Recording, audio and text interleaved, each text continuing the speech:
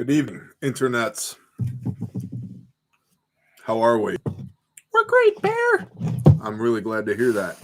Thanks, Bear. It's good to see you. It's good to see you guys too. I hope everything is well in your world. It's pretty good, Bear. All right, cool. Good. I'm happy for you. I hear a toddler toddling because toddler's going to toddle. What's up? Not one more inch. Raw Squad, Joshua, Sparky Badger, Cameron. What's up, Weasel? What are you doing? What is? You're looking for your mother? She's hanging out with the sheep in the front yard. Run along. Run along. For real. Go do something. She's out the front door.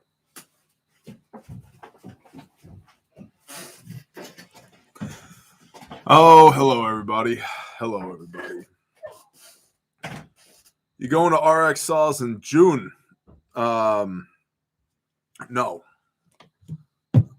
When you're not live, can you give me a call? Sure can, Alex.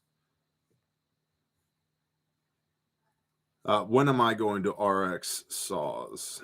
Plus www.refuge. Use thumbs that are not bare thumbs. Refugetraining.com. Training. I'm going in. Oh, yeah, I am. I'm going in June. Thursday, June 23rd. Yes, that's when I'm going in June. Hey, what's up, tribesman? Shalom, brother. John Fessenden, thank you so much for the $5 bill. I appreciate y'all. Sheepdog Actual, the damn Yankee. What's up, everybody? I'm just hanging right now, decompressing. Come back from Kentucky a few days ago to unseasonably warm weather. Here on the homestead, it's been in the mid-70s during the day here, and projects on the homestead never cease. So we've been doing a lot around here lately, trying to film some content, although that's been a bit of a challenge. Frankly, I've just been a little smoked when it comes to making content, even though the person in charge of my content has said, hey, you need to make more content. I'm like, roger that. I know it. I just don't care right now. And so I got to get back to the place where I care. Ronnie Davis, Angry Prepper has your back, my friend. I know. It was a really good opportunity to meet Jason. He's a great guy. He's a really great guy. And he has seen what Grindstone Ministries does. And I'll tell you what, I am blown away myself personally as the founder of Grindstone as to what Grindstone does. The father is incredible, absolutely incredible. And I stay humbled and in amazement on the regular. And it was really good to get to spend some time with Jason and just kind of breathe the same air, be in the same place, do some things together. Jonathan Stein, where'd your message retracted? I lost it, bro.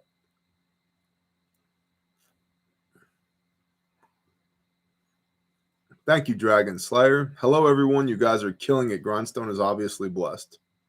Well, so Deuteronomy 28:8, and you will be blessed in everything that you put your hand to, right? So doing the best that we can with what we've got where we're at. Got a brother of mine that likes to say that. Cameron, I ordered your Bear Fact 3.0, and I got it today. It's worth the money. Thanks, T. Thank you, Cameron. I appreciate that.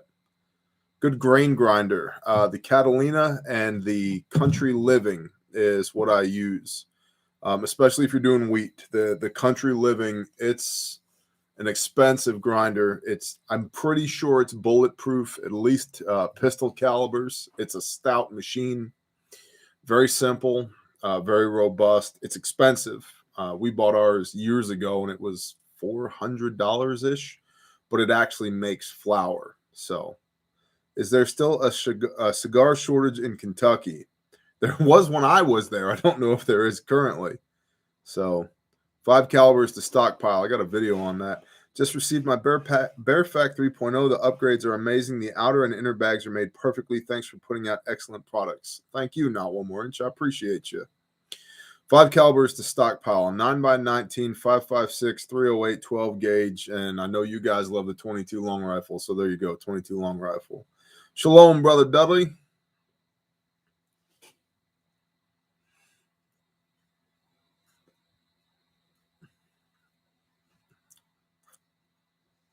Yeah, I thought Bear was the reason for the cigar shortage in Kentucky. It's quite possible.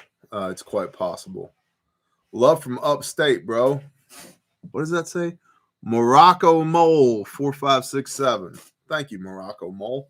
La Mesa Dave. What's up, La Mesa Dave? It's been a while. Shalom, Sister Lovely Dudley.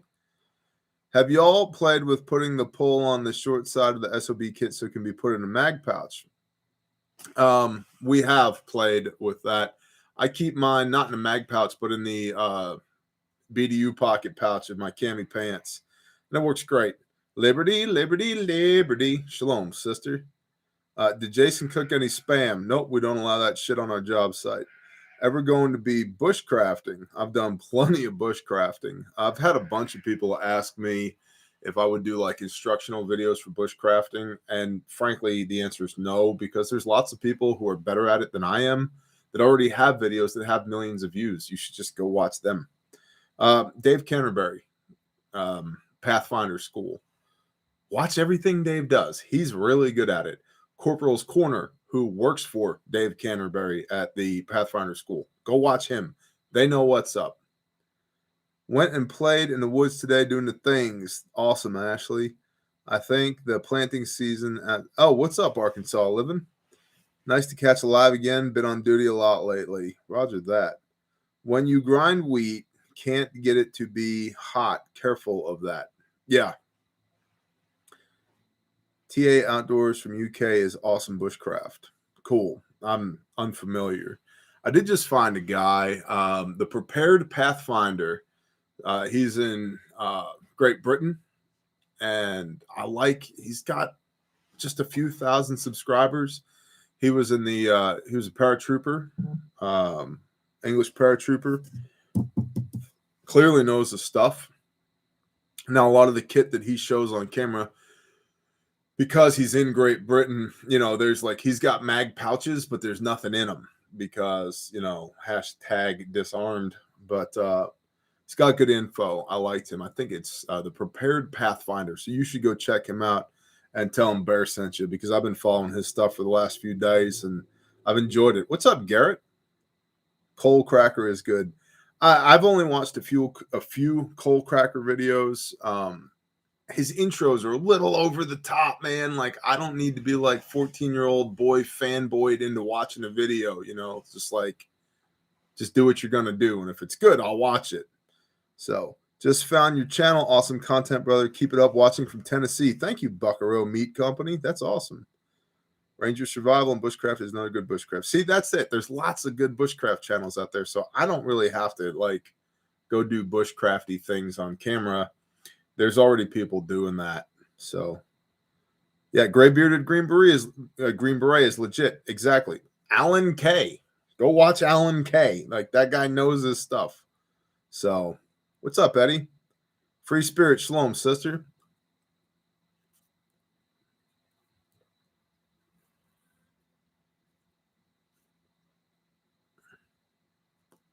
Okie Precision. Yes, back from deployment. I head back out Friday. We'll do a trade-off with the staff that's out there right now so that they can come home for a week and see their families and decompress and do what they need to do. And then we'll see what happens from there. As long as we can continue to get volunteers on site, we'll continue to do what we're doing there. We've got a lot going on out there, and we've got a lot going on out there. But we need the people. We need the people. We need the equipment. We need the manpower. We need the material. We need the donations. Angry Prepper put out a video today. This is going to be harsh donations. Basically, telling all the people at his channel, hey, if you don't want to donate, don't donate. And he's brought up several times, hey, I've seen where Grindstone money goes. I can't tell you where it goes, but I can tell you it goes to good stuff. Let's just address that. FEMA pays nothing to these people. Nothing. Some people literally get nothing. They get nothing from FEMA. One woman, I won't give you all of her details, but another woman that we're coming to know quite well, people died on her property and she lost everything she had, and the check from FEMA was $4,500. And we're in the process of figuring out how to build that woman a new house, which you can't do for $4,500. And so that's a big part of where the money goes. But another big part of it is sometimes people don't have anything to eat. They don't have any clothes. This is a tornado. They've got nothing but the clothes on their back. Their car is destroyed. Their friggin' house is gone. And they're literally picking through the rubble of what used to be their life to extract the scrap metal out of it so they can figure out how to get the scrap metal to the scrap yard to get a few bucks to buy food. And so we take money, cash money, and we put it in their hand and say, hey, how about you just go buy some food instead of picking through the rubble of your life? And that's fine. You don't have to like me. You don't have to like us. And you don't have to donate to us. That's fine. We get what we need when we need it. And we are supported by those who do want to support us, by those that do like us. And our fruit is undeniable. We've got videos of everything that we've done. And it's really easy to sit on the couch in your mom's basement and criticize other people doing stuff. And I'm unapologetic about the fruit that we're bearing. And I'm blessed that I get to be a small part of it. So, yeah, that's what he says. That's what he means when he says, I can't discuss where the money's going. And I'm not going to embarrass anybody in their time of need and put that shit on camera. It shouldn't be. But that's a big part of where it goes, because the government's giving these people nothing. Nothing. They don't have the money in the first place. Well, if we can take a few $100 and put it in somebody's pocket so they can go get some food or have a place to sleep tonight or get some gasoline for their generator, that's what we're going to do. So, hi, babe. What you looking for? My water bottle. Your water bottle? I didn't know There's only a few thousand around here somewhere. That's a good idea. Are you hanging out on camera or off camera? Off camera. Off camera. Roger that. Love you guys. Not one more inch. I have a hard time finding new prepper channels that I enjoy. Too much doomer porn. Thanks for being real and being you. Bless you, brother. Thank you. Hey, shalom to Borosaurus Rex. What's up, brother? In 1998, I lost everything in a flood. I got a check from them for $11. Yeah. See? Woohoo, big money. Dr. Trevor Shalom, brother. I don't take advice from some dude farting on his grandma's couch. Exactly. And so, that's, again, bringing it all the way back around to Jason Charles, a.k.a. the Angry Prepper. That guy's solid, man. He's a really good dude. He's got a heart of gold. He's got a mouth like a New York City gutter, and that's okay. I love it. I actually really try to police my language when we're having these conversations. I love it when people get all pissy. They're like, you call yourself a man of God and you say words like shit. Yeah, I do. Both of those things. Both of those things. Why? Because Jesus wasn't a pussy. That's why. But I love that guy. He's absolutely awesome. He's got a heart of gold, and it was a blessing to get to know him. And Grindstone, by the blessing of the Father, is doing really big, really awesome things. And it blows my mind, man. I am so proud of the people who are on site right now getting after it, man. It's so cool. And that's how you know you've got something. That's how you know you're onto something, when they're being just as, if not more, fruitful when you're not there than when you are there, right? Like it's grown up. It's learning to wipe its own ass. It's like a real thing now. So how is Caleb House coming along? Thank you for asking. Well, we're actually excited to get back into the swing of things on Caleb House. We've purchased the land for Caleb House, and we've got the drawings for Caleb House. And right now we're in a process called doing takeoffs, which means we're taking the drawings and figuring out what we need for materials to build that so that we can get an estimate of what the materials cost is going to be so that we can start fundraising per that cost and also soliciting in-kind donations, meaning like, let's say, hypothetically, there's $100,000 worth of framing, just using big round numbers. 50 of that's material and 50 of that's labor. Well, an in-kind donation would be a framing company saying, we want to come frame the whole thing out and we'll frame it for free. Well, that's a $50,000 in-kind donation for the labor to perform the framing. And so that's where we're at right now. We're doing takeoffs for that. And we've also are about to get, when we get done with Kentucky, we got to get with utility companies and start getting quotes to run utilities into property. So Yankees on, hero? Oh, there's Yankee watchdog right there.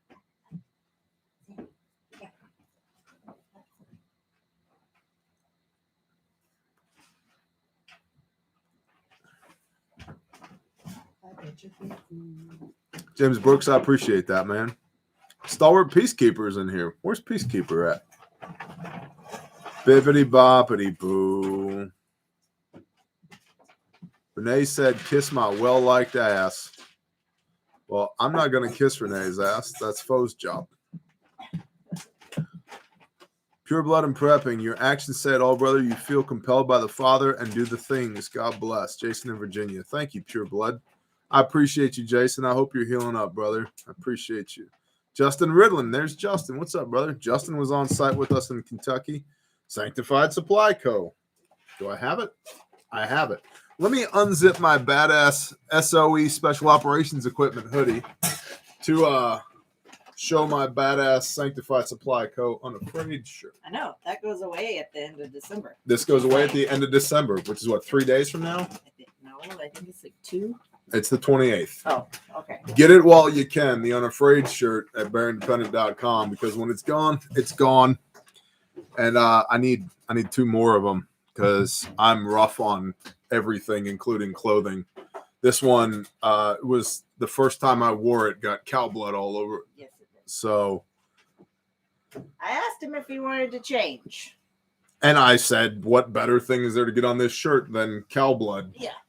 It's also, frankly, it's really cool to be wearing your Unafraid t-shirt in the midst of a 277-mile-long storm track, surrounded by people that lost everything, because it keeps you on point, keeps you on target. You're like, wow, this shit's crazy, and I really want to freak out right now. Oh, that's right. Unafraid. Told to fear one thing. Yahuwah our Elohim, the Lord our God. Everything else, secondary. It's just lies of the enemy. So, yeah, Unafraid t-shirt, bearindependent.com. Get it while you can, or sanctifiedsupplyco.com. Get it while you can. Alex is on here too. Well, you're just having a friggin' family reunion on here. There he is, Alex Giles. There he is, that guy right there. I know that guy. Fears of Satan, not of God. That's exactly right. I mostly feel young still. Sometimes the knees don't, but that's it. Still got farm boy strength. Yeah, I feel you on that. Stud kits. Any chance they can be sold separately? And thanks for all you do. Yeah, Jonathan, email sales at Refuge Medical. We do custom kitting all the time. Just email sales. Yeah, you can get just a stud kit. It's on the website. But if you want just the components, anything special you want, if you can't find it on the site, sales at Refuge Medical. And just the stud kit, that is also on the store. So what's up, Ken Warland? Stumps, Roots, and Shoots is here as well. They are sold separately. Just curious on when more classes are going to be put up. We're working on that right now, bro. There's a North Dakota class up in the store currently that we're doing in conjunction with Taborosaurus Rex, Rex Defense. So you can find that in the store. And then when my training guys who are currently on deployment with Grindstone Ministries in Kentucky get home from that next week. Yeah, they've been gone for over a month. I was just talking with Stalwart Peacekeeper earlier today, and I was like, what's it been, like 3 weeks since I seen you? And he's like, dude, it's more than a month. Yeah. I'm like, got it. So it's on the schedule. It's on the menu. We got to put more classes together. So Kabooty, better to be a warrior in the garden. I agree. We just bought a bunch from Sanctified Supply Co. Love all their stuff. So comfy, and love the fact that some of their proceeds go to Grindstone. Amen, Jen and Steve's Homestead Shenanigans. That's a great name, by the way. Bear, are the SOB IFACs still up and running? Is there any way to get a Bear Fac outer pouch replacement? Not broken, just want a color swap for my new loadout. Raw Squad, absolutely. You can buy the bag only at the store. SOBs are still up and running. They're in stock. They're shipping within a day or two. And we will do just an outer or an inner. You just got to email us. And if you email us, sales@Refuge Medical, whatever you need, man. If you just want a different color outer, or if you need a second inner or whatever, man, just email us. We'll take care of you. Absolutely. Rhonda Kinney, much love and appreciate you. Well, thank you so much. Do you have the SOB bag only? Yeah. Yeah, there should be a bag only option on every kit in the store. So you just USA made kit. Under the USA made kits, you just click the little color option. It should drop down to bag only. But we can and do bag only on everything. And also, what's up, the Watchman News?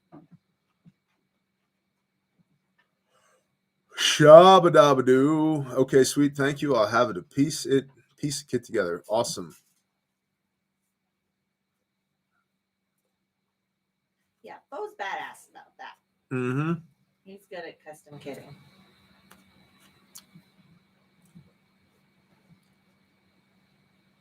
Kate Scarlett. Hey, my husband and I. Hey, Kate. Hey, Kate. Hey, my. Hey. It's for horses. It's for horses. My husband. Or sheep. Hey, my husband and I are avid fans and listeners. I don't feel like Kate actually talks like this, but I'm going to go this way. Hey, my husband and I are avid fans and listeners. God bless you. You've been an inspiration to us. We'll be moving down to Arkansas from New York come spring. How does one get evaluated for Grindstone? Kate, that's an awesome question. You shoot. Sorry, I'm just playing with you.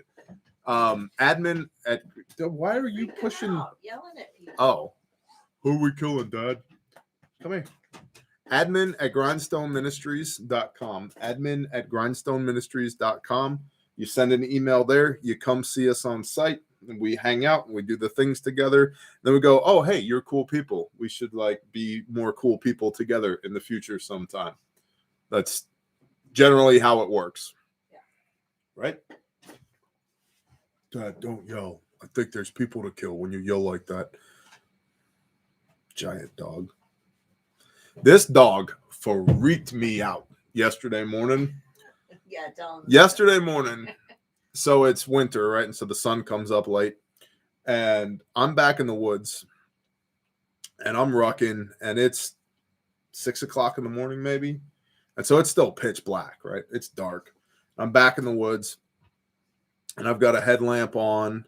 And I jumped a couple of deer. And then I hear and then see a bunch of coyotes up on a ridge, right? And those coyotes, they're making noise. And then they stop, and it just gets dead quiet. I'm like, how interesting, right? And so I've got a rucksack, a rifle, and my line one gear, pistol, reload, spare AR mag, radio, canteen, IFAC, the whole nine. I'm decked out to the nines, right? And so I'm walking down one of these trails that I made in the woods, and it's pitch black. And as I'm walking, I've got my rifle like this. And this dog comes up behind me without making a sound and puts his nose underneath my arm, lifts my arm up, and then takes off running out in front of me. I'm holding a rifle, and I freaked out in the middle of the woods. I was like, ah! I totally did one of those. I had to stop and actually like breathe and get my heart rate down and make the jitters go away, because I had zero indication that this 120-pound murder machine was anywhere near me. So, yeah, good times. And I love the fact that he's that quiet when he wants to be. Like, and then in hindsight, I'm like, no wonder all the coyotes shut up. All he does is kill their friends, you know? So, but yeah, good times. It's actually, you know, like, you know, in The Lion King, when like the three hyenas are like looking down and then all those eyes are looking over the cliff. That's what it was like up on that ridge. I could see their red eyes up there looking down over the cliff. And I'm like, they're coyotes. They're not going to mess with me. I'm not worried about that. Does a bear get scared in the woods? Yes, occasionally a bear does get scared in the woods. It happens. It does happen. Yeah. Sam, you got your white hair on my black hoodie. By the way, SOE tactical gear, if you need high quality made in America gear, I make not a dime from telling you that, but they are awesome people. John and Amanda, they're awesome people. They came, they made a supply run to assist in Kentucky. They make awesome gear. Just really great people. I enjoyed getting to know them better and just hang out with them a little bit. And so if you got to have it right now, they're not your people, because they're so awesome that they have a backlog of work and they unapologetically take a hot minute to get it to you. And that's cool. Like that's awesome. Talk about, like, that's the pinnacle of building a business right there. It's like, order it now. You'll get it when you get it. Quality over quantity. Yeah, quality over quantity. That's exactly right. They're awesome, awesome people. So go check them out. Tell them Bear sent you. They also have giant murder dogs. They have what are the other ones that you wanted? Kangles. That's right, Kangles. What's up, Okie Storm Chaser? Shalom, brother. That the nose under the arm, that right there. What do you want? Yes, I'm talking about you. Sit. There you go. Now let's remember who runs this show around here. I know. Boop. Boop.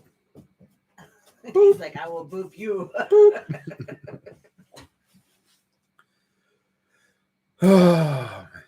He wants a treat.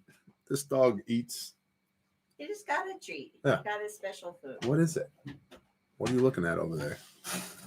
Landon Pets, what state are you from or operate out of? I make art and have been doing something pretty cool with flags. Don't mean to self-promote, but Painting in the Dark LP on Instagram has examples. I'd like to send you one eventually. Awesome, Landon. Thank you. I'm in Eastern Oklahoma. Bear said sit, 577 viewers sat. That's funny. Email admin@Bear Independent. Listen, guys, every entity we have, Bear Independent, Prosperity, Refuge Medical, Refuge Training, Grindstone and Caleb House. If you just email admin@thatthing.com, whatever it is, it'll go through. It'll go through to the admins, and they'll make sure that I see it. And so email admin@Bear Independent, and we can make that happen. Thank you, Landon. Also, I'm drinking red wine. Red wine. Because it's like allowable on the slow carb diet, and this apparently is not. Basil Hayden's. This is no wonder you're like you had a half bottle. I didn't have half a bottle. I might have had half a bottle. You've had half a bottle. I might have had half of a bottle. Okay, then. Well, you're one to talk. You and Grandma getting all tipsy up there. Grandma told us the best story the other night. I'm not going to tell it right now, but oh my gosh, it was hysterical. It would hurt you. It was hysterical. So I've now completed.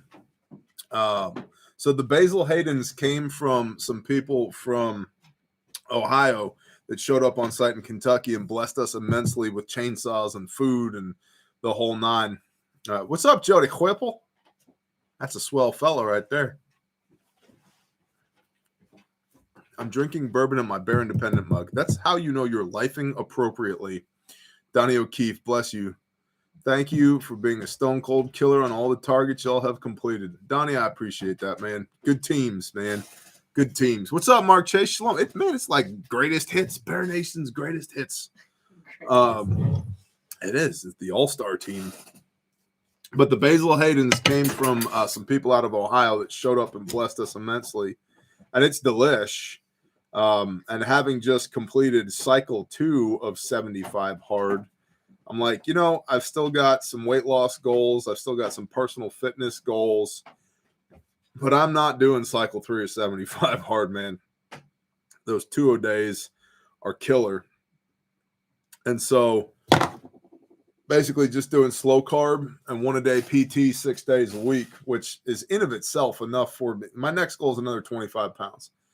In of itself enough for me to get from where I am to where I want to be. Then you'll probably take like a 2-week rest, reevaluate, and then maybe do another 30 pounds after that. We'll see. But red wine is allowable on slow carb. And I'm like, man, that sounds good. It's been, I don't know how long since I've had red wine. And I told my wife before dinner, I was like, hey, just a heads up, it's been a while since I've drank red wine, and it hits a little bit different than whiskey does. So, Bear Independent, can you think of anything the folks in Kentucky need offhand? Yes, they need space heaters, preferably propane, not electric, space heaters right now. Ishmael Yoder, what's up, brother? Get back in the barn and milk the cows. They need space heaters bad right now, winter clothing, although the best way to go about that is to email admin@Grindstone Ministries. You're going to have a sip? That is a Cabernet Sauvignon, not to be confused with a Cabernet or a Sauvignon Blanc. I like it. You like the sweeter, not the dry, correct? Yeah. I think you'll like it. Okay.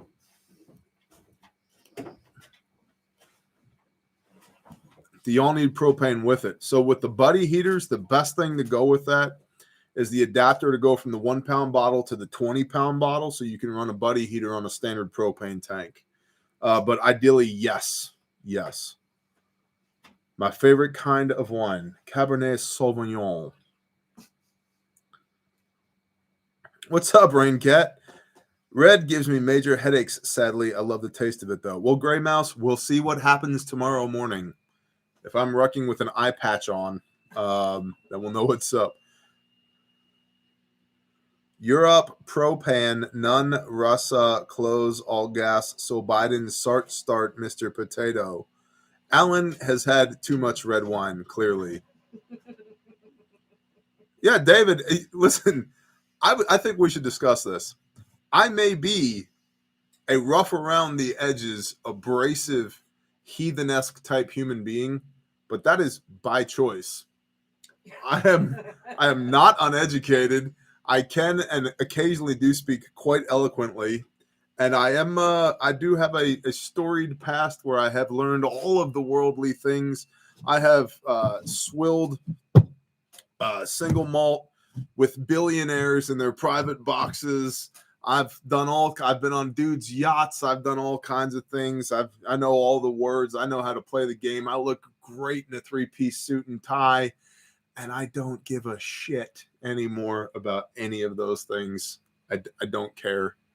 I just don't care. I want to drink Cabernet Sauvignon on my back porch with my monster dog and my wife, surrounded by chickens and people that I love. Like, that's what I want to do.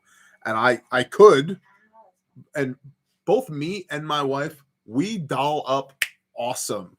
Like, we could get totally dolled up. We could go back to North Texas and we could be banging down 8 figures that fast. That fast. I'm not snapping at you. We'll bring you, though. You're going to look great in a tux. That fast. Like, we've spent a lifetime of building something out of nothing. We've rubbed shoulders with some really powerful people. We've done some really big things. And you know what I'd rather do? I'd rather do meaningful things now that make the Father smile with people that I love. And that's what we're doing. So, sounds like paradise to me. That's right, Crash. Australian one is good too. I agree. Any good discount codes on gear right now at Bear Independent? What's up, Forge? So always Bear Nation, one word, gets you free shipping at refugemedical.com and bearindependent.com. And if you're on Patreon, there's a constant code on Patreon that gets you a good discount. What kind of dog is he? He is a mix of Anatolian Shepherd and Great Pyrenees. Patriot Plumber, shalom, brother. Tony John, shalom, brother. Man, it's like Everybody. Bear Nation's greatest hits, man. Nice looking pup. Oh, he's an animal. I love him.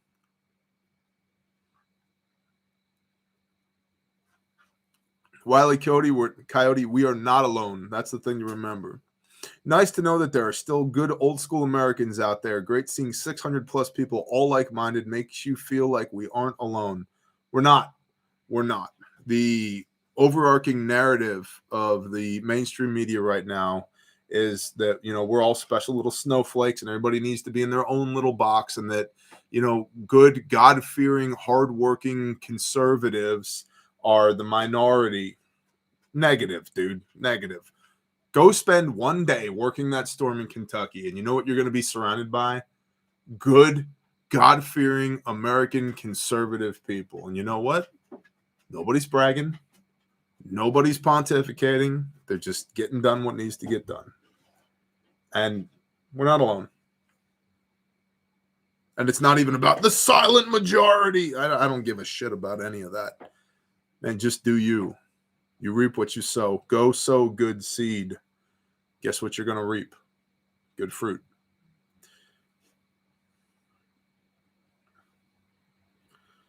Did you get a chance to see? What's up, Canuck? The updated plans. Had a review of them this morning. Looks good.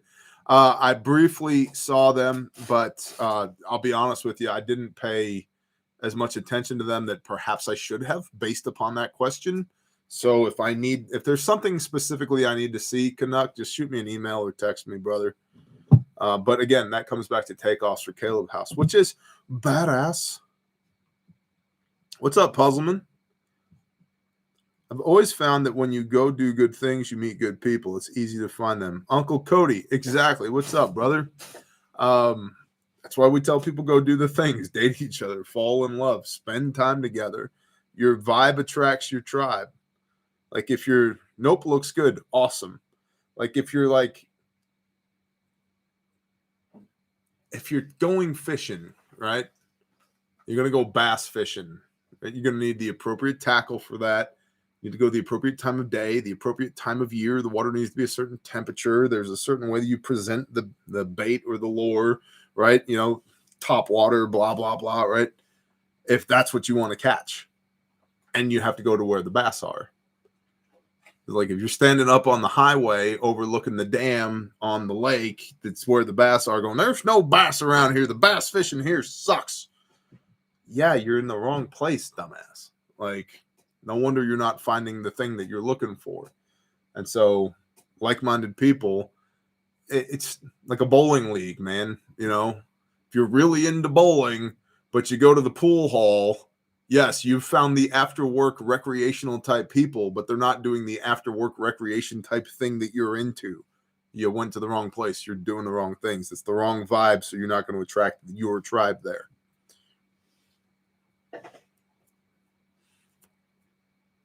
What's up, Lee? Hunter Seek, shalom, brother. No bass in the creek. Sunfish, though, I've seen once or twice. Grindstone Rocks, Prepton, Michigan. I appreciate you. I'm finding that everybody I date wants me to give what I have, but they don't want to put in the work to get what I got. Yep. That's the thing. It's all right, man. Keep dating. You'll find the one. I had given up on women in general. I was like, that's it. I'm done. I don't want a meaningful relationship. And then whoosh, this one showed up. And I was like, oh, I lied. I was wrong. Hey, let's do life together forever and ever. Amen. So, yeah, just because you had a bad experience or several doesn't mean you don't keep looking. So, Right? Right. Right.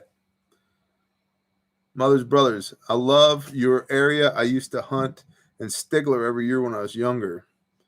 I'll tell you what, man, like I'm at the point now, hunting wise, like I tell my wife pretty much every day I go rucking, like, hey, if we wanted to eat deer today, we could have ate deer today. They're just out there. And go out there with a ball peen hammer and bring home meat. You know, it's not much of a challenge. Yeah. Yeah. I'd rather like eat what we are raising for meat. Well, I agree. And praise the Father, we're not hurting. You know, like both of the freezers are full and there's sheep right there and cattle right there and myriad chickens running around all over this place. Yeah. I mean, we got 10 babies out there. Yeah. Yeah, we got 10 baby sheep out there in the fall lambing season. I'll tell you what, though, turkey poults, because we want to get more turkeys, very difficult to get right now. I haven't found a single place that has turkey poults in stock. So, Angel Baby Mama. Hey, y'all, stopping by to say hi. Hope everyone is feeling happy and peaceful today. I think so. Yeah. Happy and peaceful. You feeling happy and peaceful? I wasn't feeling peaceful when we were framing earlier. Yeah.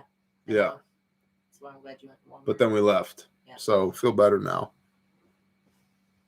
It was a little tricksy. A little tricksy.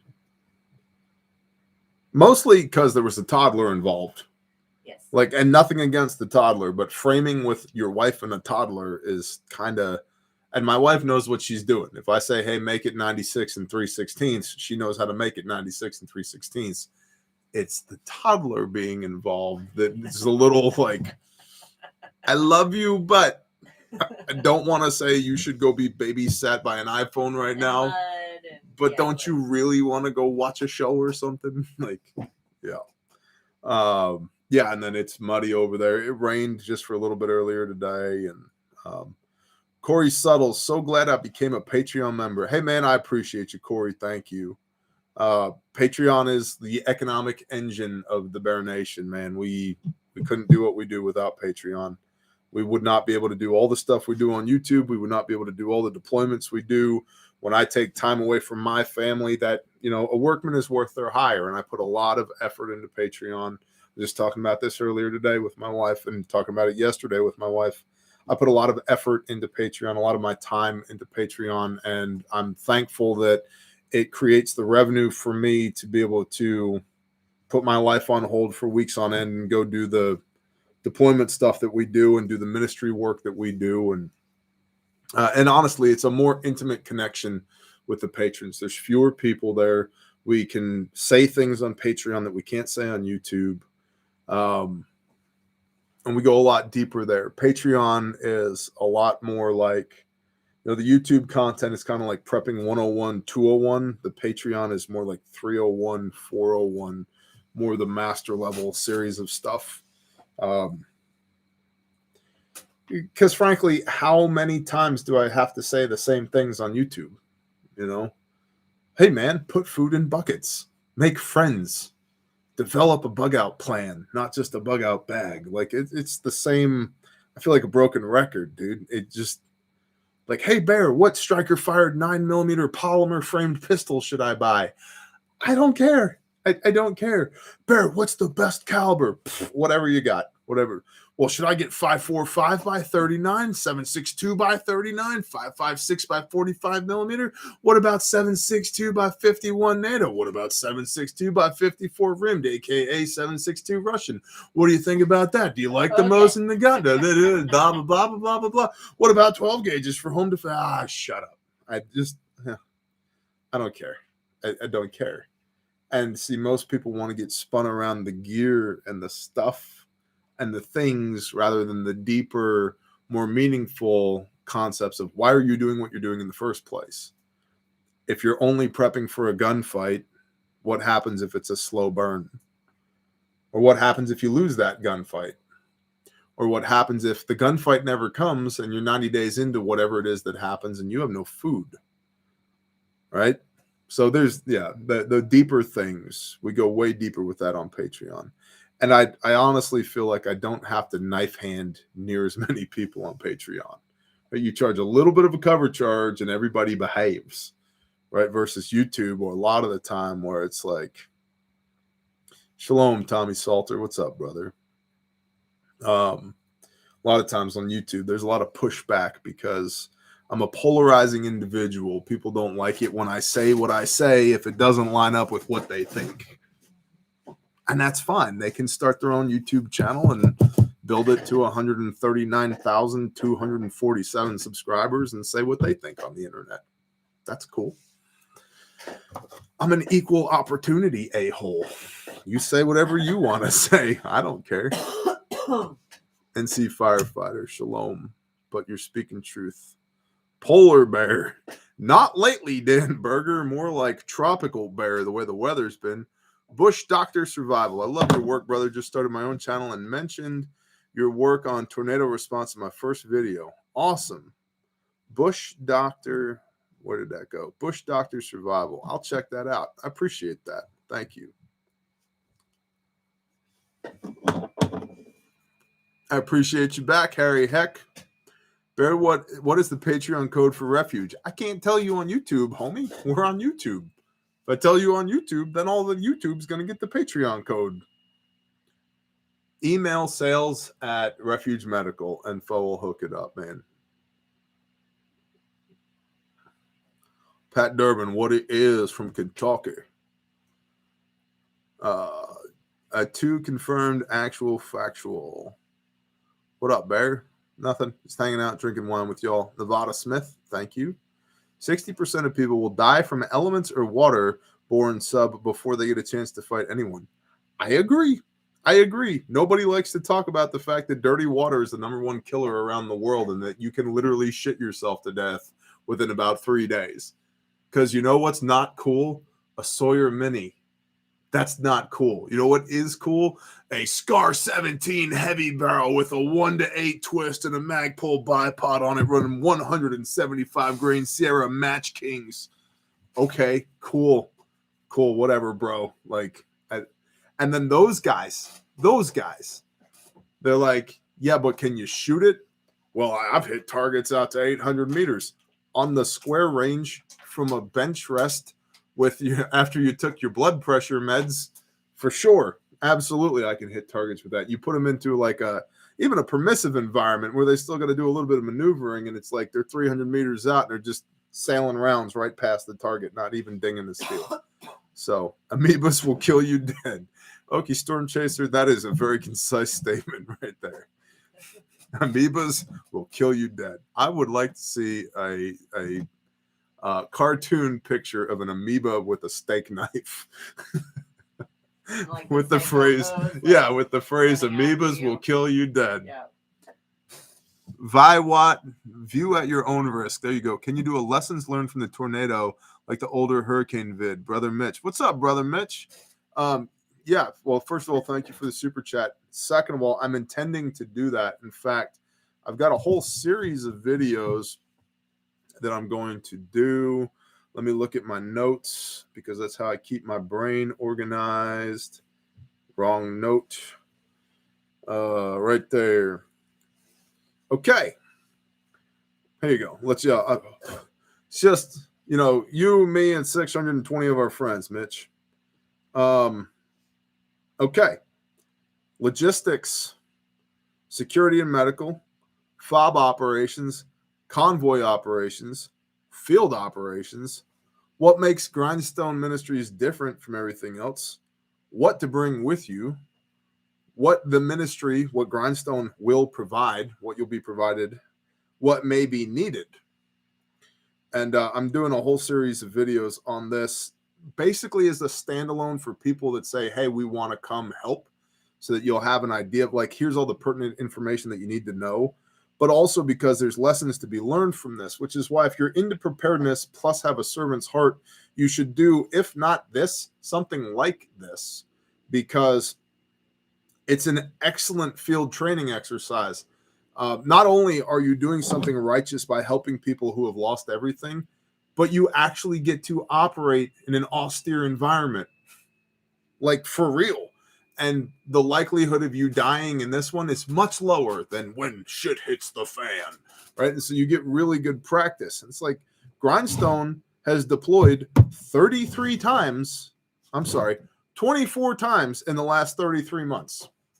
24 times in the last 33 months. And that's why, again, I'm nobody special. But if I tell y'all something, it's because I have learned it, not because I think that it's a good idea, or I surmise, or I posit, or I suppose, or I have theorized that while I stand behind or in front of my green screen in my garage and tell you the 14 reasons that zombies are going to murder your dog. F all that BS. Like this is what we mean by do the things. We go and do it, and we've learned lessons from this. Like, I'm going to do an entire video on, like, what's a field kitchen? What do I need for a field kitchen? What do I not need for a field kitchen? How much space does that take up? Oh, you think you have a bunch of prepper food? What happens when it's Shabbat and you're trying to feed 30 people and you get word that, oh, by the way, there's 200 displaced people over here living in tarps and they need food? How long does it take to cook for 200 people? Well, I would never be cooking for 200 people. You might be cooking for 30. It's quite possible you might be cooking for 30. Well, my mag's only 12 people. Okay. Your mag that you see one Sunday per month when they show up is 12 people. But when their households come together, it might be 36 people, 48 people. You know, it's not difficult to have to cook for 50 people like that. And then what do those meals look like? I'm not trying to make quiche Lorraine to serve 50 people, right? Like, and so, for example, I'm just using that as one example. I'm going to do a video just on the field kitchen, which, by the way, S2 Underground, which is a great channel, has an alternate channel called The War Kitchen. And they have some very good videos on that exact subject. And that's worth y'all checking out. Tell them Bear sent you. But I've got a whole schedule of videos that I'm going to be doing specifically based on grindstone deployments, lessons learned and what to expect when you hit the ground. Because it's going to save us having to repeat ourselves on site and also act as a prerequisite for when people want to come be on site and volunteer their time. Oh, yeah. So. Make those videos live at Grindstone. Yeah, for sure. And again, it's content, like my wife said, it's content that can live at Grindstone. What to expect when you're expecting to go on deployment. What's the name of those socks you were talking about recently? I think you were sporting them in Kentucky. Covert threads. Covert threads. Dan, I'm sporting them all the time, and I am a sock snob. Hold on, let me pan to my wife over here. True or not true, sweetie? So true. Yeah, I am. So true. And a sock hoarder. Yeah, I am. I have a lot of socks. Yeah. You have And like a drawer and a half of socks. I have a drawer and a half of socks. By the way, Stalwart Peacekeeper, you got some more packages, okay? Okay, cool. These are also yours. Now call. Brian Papke, saw you're not using silver and gold after SHTF video recently. Totally changed my thinking. Love how you break it all down. Hashtag do the things. Thank you, Brian. I'll have to go back and watch that video. I don't remember what I said in it, although I know what I think about silver and gold.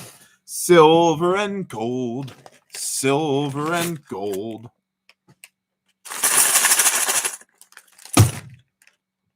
What have we here? Why do they put these things together like this? So they don't fall I will apart. have to use my knife that William gave me in Kentucky. It's in my pocket. My shorts is all jacked up. Kerf, bless you. Would it be better to source material and interface with your team or send cash? For example, propane transport can be logistically difficult. Great question, Kerf. So we can actually get propane on site. 4/10 of a mile from the fob, we can get propane. Because that's the thing with a tornado.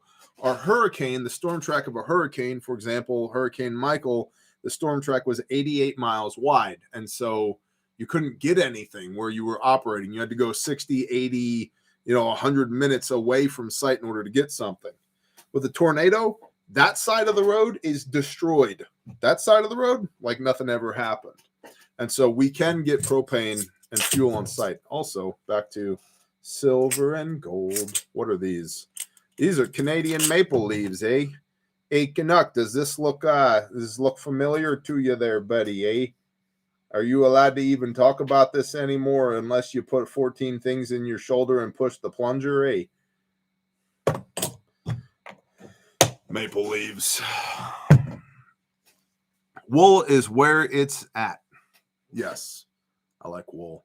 Covertthreads.com. Their socks are badass, and they're owned by a former Marine. There's no such thing as a former Marine. There's just separated and active. A separated Marine. Zub. I spent all my silver and gold on land. Closed last week. Bless you, brother. I saw your Patreon comment today regarding using a skid steer for shaping the land. And let's talk about this. We were talking about this at dinner. Occasionally, I'll shoot a video where I'm like, I guess this is just filler. Like, this is me walking on a road that I made in the woods with a skid steer, and I'm going to talk about this road that I made in the woods with a skid steer. And then everybody's like, dude, this is one of your best videos. I love it. It's so awesome. And like the engagement is through the roof. And I'm like, okay, you just want me to like make more roads in the woods? Because I can do that. I'm happy to do that. But it's just like, I look at that engagement versus like the engagement on something like the Intel brief, and they're comparable. I'm like, how does this even happen? One would think that in the prepping world that the brief would be like super high engagement and a dirt road in the woods would be very low engagement.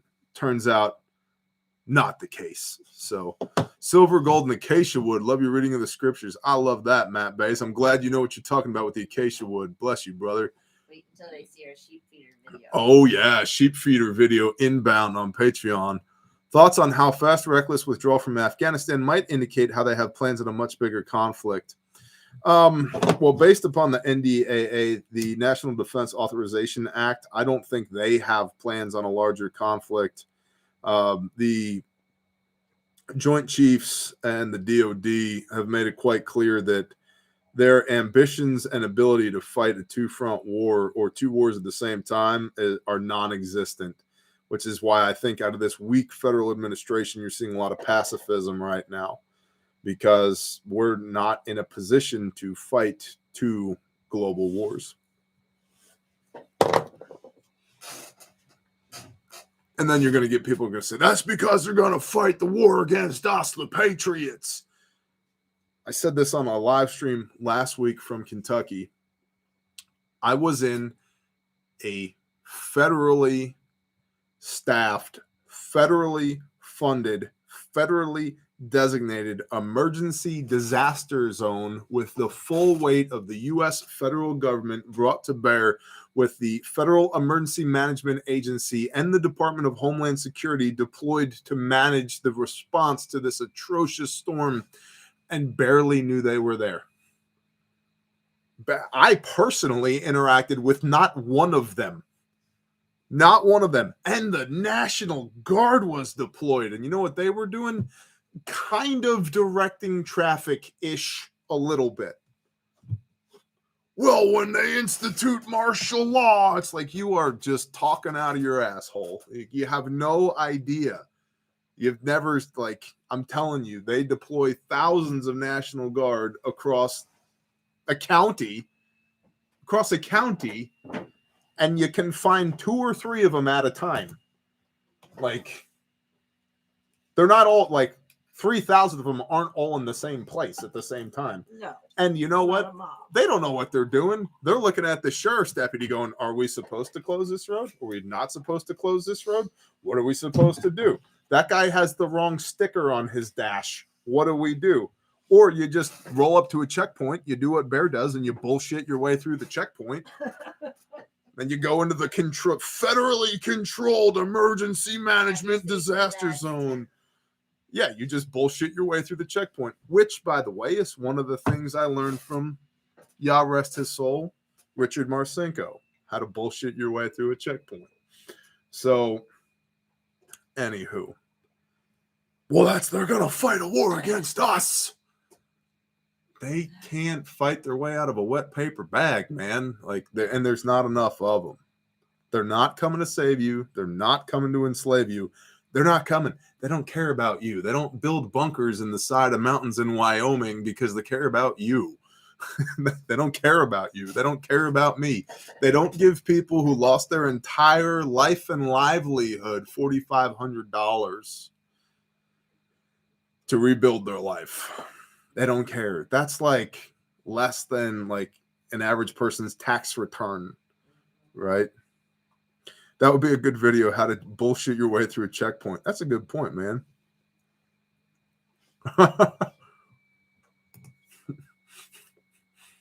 Jordan Baker. Well, Bear, when the National Guard rapes your dog and eats your children.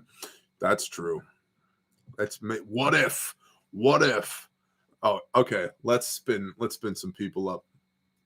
What if the mandated jabification of the National Guard was so that they had certain heavy metals in their blood, that when the CIA, DIA, NSA spins up HARP and weather manipulation, that accelerates the ions that causes the interaction with the heavy metals from the jabification that turns the National Guard into zombie Manchurian candidates that are now going to be attacking you and trying to eat your dog.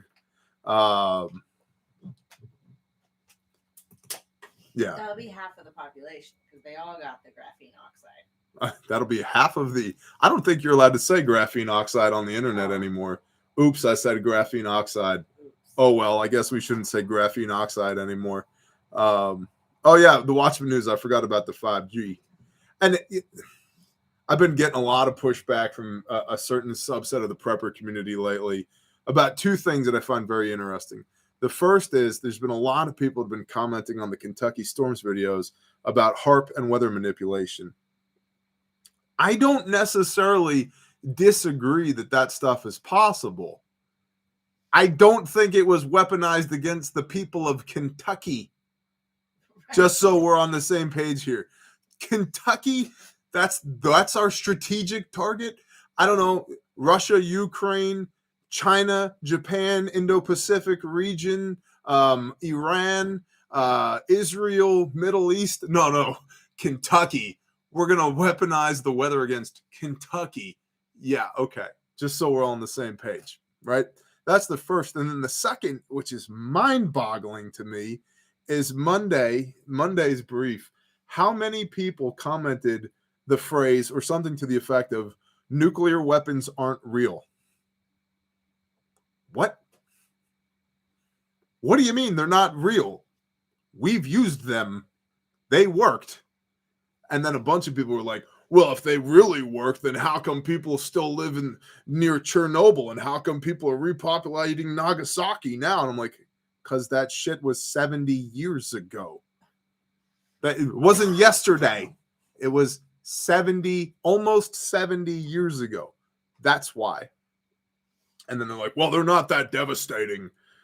We have iterated 1,000 times over since 1945, August 6th and August 9th, 1945, Hiroshima and Nagasaki. You think we're still running around with the Fat Boy bomb? Negative. You don't think we've made any leaps in technology in the last 70 years?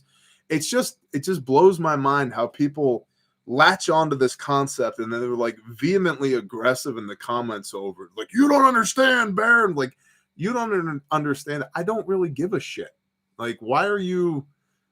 Like, if anything, I'm going to use your comment as fodder for a live stream on Tuesday night to present this to 665 people about how ridiculous it is.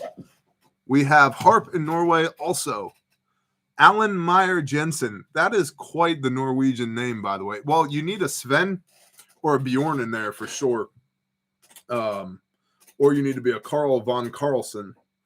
Gosh, the Norwegians, the Vikings, y'all, like, what happened, man? Y'all need your man skirts and your axes back with everything that's going on over there with the jabification. Whew. Oh yeah, it's rough. Stop paying attention. Like when I think Norway, me personally, I think like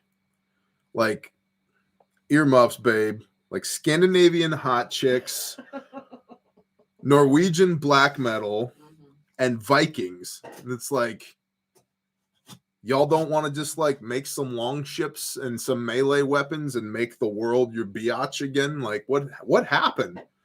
You know? Well, and like, but same thing with Great Britain. Like, what happened there? Well, same thing with America. Where's the American pioneering spirit? It's gone. We're comfortable. We're fat. We're on our couch. We've got Instagram and Cheetos, and we don't care anymore. You know? Which, by the way, Cheetos are awesome. All things in moderation. Just don't eat a bag of Cheetos, right? Scott's V says Viking babes rock. Do they even exist anymore? I don't know what like a modern Viking... I don't know what a modern Norwegian woman looks like. The last like direct interaction with Norwegians that I had was in an Irish bar in New York City after a bunch of black metal bands played a show at BB King's downtown, and I decided to take them for drinks, and there was much Jägermeister, and then they were dancing like Russian dancing on top of the bar within 15 minutes of us coming through the door. And then the bouncers decided that was unacceptable and decided that they were going to throw us out. And so now some like Viking Norwegian Jägermeister fueled almost like brawl. It was crazy. And they were all smashed and speaking Norwegian. And then you've got these New Yorkers that barely speak English as it is because they're from New York. Right. And me in the middle of it trying to figure it out. And then more shots happened and we went upstairs and everything was okay. That was my last interaction with actual Norwegians. So,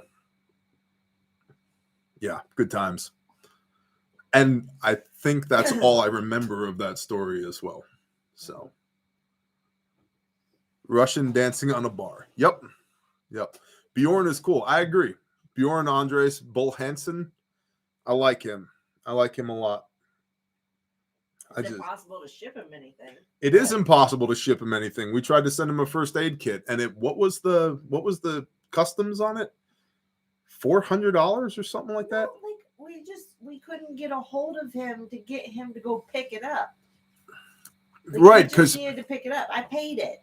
It was the Norwegian customs people. Yeah. They were trying to get a hold of him to pick up his package. They were holding it, and nobody could get a hold of him. Did you know that the Byzantine Empire Special Forces were mercenary Vikings? That's cool. Michael Martinez, thank you. Black metal and Jaeger. Yep, been there, done that. Got the tattoos and the t-shirts to prove it. So... Drunk Viking, Roger Rabbit Hole. What's up, brother? Drunk Vikings, those bouncers are lucky to be alive. Yep. It was a good time. I saw Emperor at BB King's, but Silenaz? No, not Silenaz. He's from Dimmu Borgir. I can see his face. The rhythm guitarist for Emperor was unable to get into the country because of customs. And so they were without a rhythm guitarist. And so they played their whole set with one guitar, which is insane because Emperor in many places has 3 or 4 guitars. And they had like some guy standing in the wings off stage. But the fact that they pulled it off with one guitarist was incredible. What would you take for our U.S. soft males to grow a pair? Also, any thoughts on U.S. urban police failing to have a moral compass on jab enforcement? What would it take for our U.S. soft males to grow a pair? So I think that most males right now are passive because they don't understand the need for masculinity, and they've been told that masculinity is bad. I disagree completely. Fearfully and wonderfully, you were made in the image of the Creator. Exodus 15, verse 3, Yahweh is a warrior. Yahweh is his name. It does not say Yahweh is a tickle monster. It does not say Yahweh is an accountant. You know, Yahweh gives really good hugs. Yahweh is a warrior. The Lord your God is a warrior. There's a lot of toxic masculinity wrapped up in being a warrior, right? And so they don't understand the need for that, and they don't understand that that's how they were made. That's what you're supposed to be. That the first job, the only job that Adam is given in the garden is to rule it and to subdue it, to guard the garden and to work it. These are very masculine qualities, right? But we've been told that that's bad. Those things have been diminished. So until there's a fundamental understanding of the fact that it's really good for men to be men and it's really good for women to be women, and we can have an overlap in our purview, but we complement one another. Like, see, men and women, we're not supposed to do this. We're not supposed to butt heads. We're supposed to fill the gaps in between one another so that we're enmeshed, right? Because this is incredibly difficult to break. The survival buzz, bless you. Thank you. We're supposed to be enmeshed, right? And the two shall become one flesh, right? Knit together. And so femininity as well, right? We see that under attack, and traditional roles of a man and a woman. So until there's an understanding of, until that pendulum swings back from the purple-haired 87 gender, my dog needs emotional therapy because somebody honked at him one time, like all of that nonsense, back towards the center of, hey, let's just be who we are, be what we were made to be, and it's okay to be aggressive. It's okay to be emotional, and it's okay that we're both competent. Well, that's a traditionally feminine quality, right? And we're both incredibly competent within our purviews, right? Like, my wife was cutting lumber for me today so we could frame. Like, is that a traditional gender role? No, not necessarily, but she's a very competent woman. But at the end of the day, I'm the husband, she's the wife. I'm the male, she's the female. And those things complement one another in the best way possible. We don't need to be in competition with one another. We need to complement one another. And until people start to understand that, and that there's a reason we were made the way we were made, right? And it's inherently good for you to behave within that role that you were given. And that when you do, and when you respect that, awesome friggin' things happen. You have meaningful relationships with your wife and your husband, and you fulfill, you play Ra'u, you complete one another. So as far as, like beta males figuring that out, I think the alpha males that are out there need to quit being apologetic about it. And you shouldn't be so hardcore that you throw it in people's face all day, every day. Oh, I'm an alpha male, and I just got back from leg pressing 987,000 pounds. Is that your Toyota? Hold on, let me just pick it up and throw it across the parking lot. Right, like, you can dial the volume knob down a little bit on that, but be a competent, confident male and be unapologetic about it, because the world needs men. The world needs women. We have to be us. And this whole thing goes back to a denial of the Father and a denial of his righteous plan for us as human beings. He made us the way we are in the time that we are right now for a reason. And so when you start second guessing that, you're taking away from the divine handiwork that he has made, which is you. It's not an accident that you're here and now, and that you are the way that you are. And we all have different giftings and talents and delights and tendencies. And like, I'm aggressive, right? We were just talking about this earlier. I am default aggressive. I'm like, hey, if words work, how about 14 punches to the face? That'll probably work better. And my wife's like, no, we'll use words first. I'm like, okay. And see, there's that balance, right? I default aggressive. If go is good, I'm go, go, go, go, go, right? But that's for a reason, because the Father has given me certain tasks. There's certain things that I'm supposed to be executing on that he has put in front of me, that if I wasn't aggressive, that if I wasn't competent, that if I wasn't confident, they wouldn't get done. And I would miss out on the blessing of participating in those things.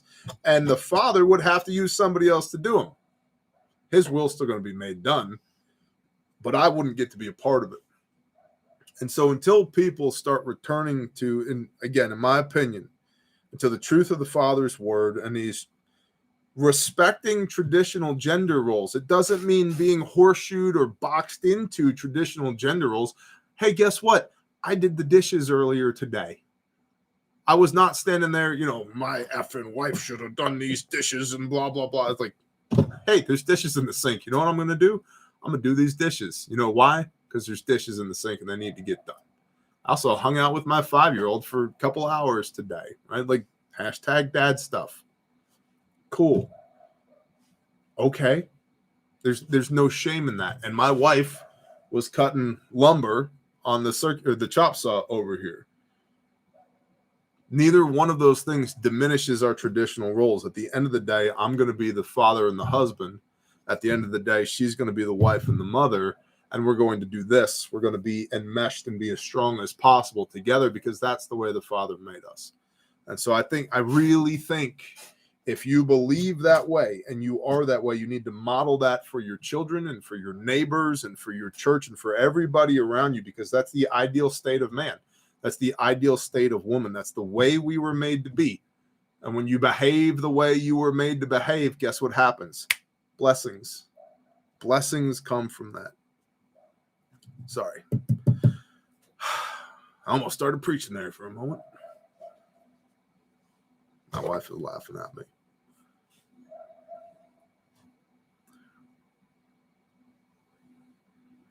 Alan Meyer, I don't understand that. Manly nurse here. There you go, Tony John. There you go. Patriot Plumber, what's up, brother?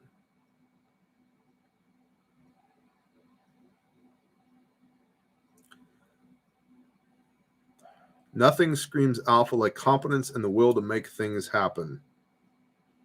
Well, and that's the other thing, too. It's like, I guess eventually I'm supposed to have to apologize for the fact that I'm competent, because it makes other people feel bad about themselves. Less competent. Homie, go out there and make mistakes. How do you think I got competent? Go do shit. Get off your couch. Get off the Twitter. Put your phone down and go do some shit. Or let's flip this on its head. Take your phone with you while you're doing shit, film content, and make a life out of it. But you got to go do shit, make mistakes. I know what to do because I know what not to do. I've made pretty much all the mistakes that there are to make, right? And that's where the competency comes from. And when you stay busy doing stuff all the time, it gives you ample opportunity to make mistakes to learn from, to increase your competency even more.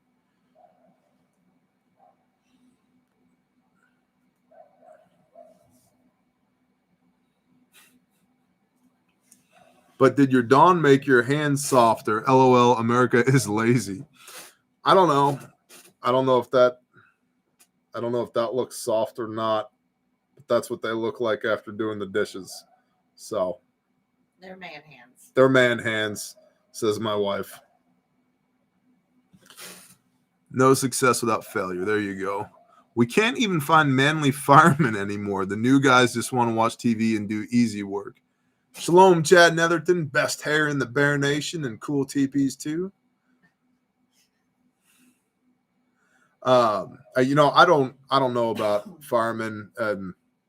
I do know this. I think that there's a subset of the younger generation. I see it in my kids and with a handful of their associates, their compadres, that want to know the secrets.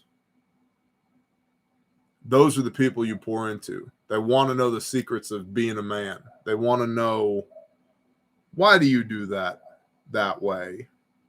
What's the, how come we do this thing this way? Why do you hold a hammer that way? What happens when you pull this lever in the machine? They're curious, right? pour into those people. Pour into those people. And I also wonder, historically, what's the critical mass of competent people that is required in order to sustain humanity? Because I think for the most part, there's got to have been lazy people and dumbasses. Yeah, I mean, I'd say once like we went from hunter-gatherer to agriculture, there had to be an explosion in lazy people and dumbasses. Simply because now we produced enough food that it wasn't an all-consuming thing anymore, right? And so now you had like hobbies, you know, you're like, hey, I'm gonna take this piece of bamboo and make a flute. You're like, damn it, Johnny, you need to get out there and plant rice. And it's like, but I made a flute, bro. It's like, your flute's cool. You can play that around the fire later tonight. Go plant rice. Like, there had to have been lazy, incompetent people for most of history. So what is the historical critical mass of competent go-getters that's required in order to sustain humanity? I don't know the answer to that. I don't know if anybody's ever done the studies on that. Like, is it 1 in 10 people need to be hard-hitting, competent, hard-working people in order to maintain society? Is it 60%? Is it 90%? Is it 12? I don't know. I don't know what the answer is. But I think for those that are of that mindset, you know, competent, confident, hardworking people, we have a low tolerance for the lazy, whimsical people. So we don't associate with them. So we only associate with other competent, hardworking, confident people. And then when you look from the inside looking out at everybody else, you're like, damn these people. No wonder the world's going to hell in a handbasket. It's like, yeah, maybe they've been there forever. I had a Lowe's review at my 10 years. You had a Lowe's review at your 10 years. Yeah. And they asked me, like, what's the one thing I hate the most? Mm-hmm. And I said, lazy people. Like, I absolutely despise laziness. I don't know if you can hear my wife, but they asked her at her Lowe's 10-year review, what is the one thing you hate the most? And her answer was lazy people. I absolutely despise lazy people, she said. And that's why we have a homestead with 300 projects and 4 businesses and 2 ministries. Yeah. Yes, can hear her. Awesome. Fluster Cluck Farms, good evening. Every time I almost say the actual word. Every time. I want to be like fluster. There we go. Fluster Cluck.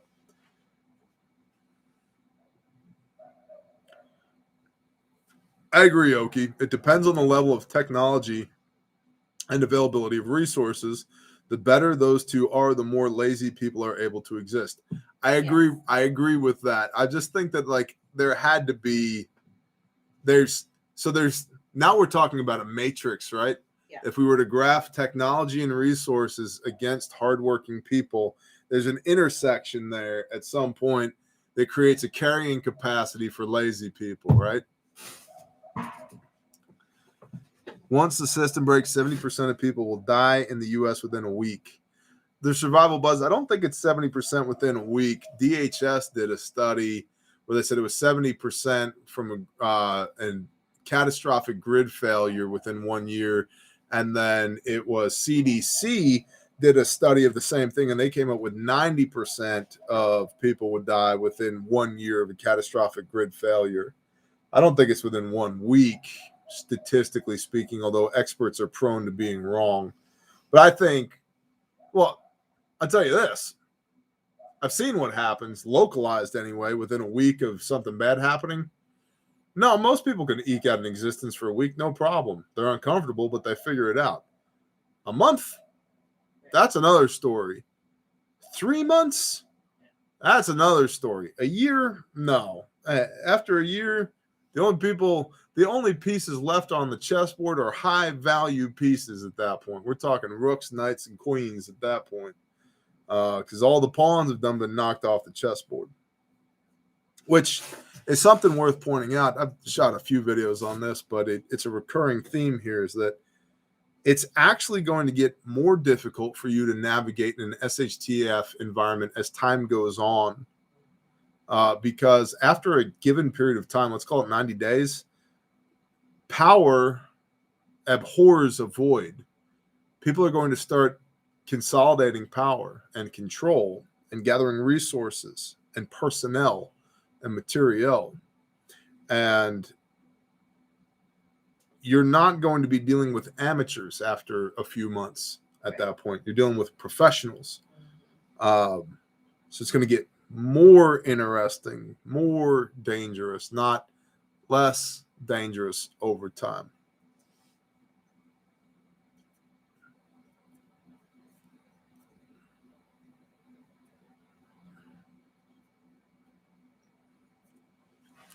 There are also a lot of innovations born into agrarian society, though. Once stability is established, the talented weak can find riches that promote advances in technology, or niches. Yeah, no, I agree. I agree with that. And so, yeah, there's an upside Arkansas living. I mean, the complexity of a society is definitely a thing, but there's definitely, I think, at every step of the game, just like unproductive mouth breathers. There's like, why are you here? What are you doing? You're just a drain on the resources. They're called politicians. Thank you, Happy Farmer. Real life bad guys leveling up. Yes, Dragon Shield. Real life bad guys leveling up. Pretty much that. That's what I mean by that. Oh gosh, we're a half an hour into Carl's live stream. I really don't want to hurt his numbers. I like Carl a lot. He's a great dude. Thank you for your support and helping my fellow Kentuckians. Rock Monkey, bless you. Thank you. Let's go on to the YouTubes over here real quick. See how Carl's doing. See what Carl's up to. Tactical Tuesday live stream number 114. He's got 400 people on. He's doing all right. It's the Wild West, and you don't want that in the U.S. The only thing separating it is not the politicians, guys, because politicians are just as corrupt here in the U.S. See? as they are in the rest of the world. See? But that guy out there on the street, you can hate him if you want. You get my son. Carl's awesome. Tactical Rifleman, Carl. I'm glad he's doing good. Don't want to hurt his live stream numbers. He was a real pleasure to get to know better at the Epic Shoot. So, rating party on Carl. I don't even know how to do that. But if y'all, you know what? Maybe here. Let's see. Can I pull up another window on my computer? www.youtube.com. Thank you very much for coming to this website. And we click this button right here. There we go. Do we go Tactical Carlo live stream? It's on you.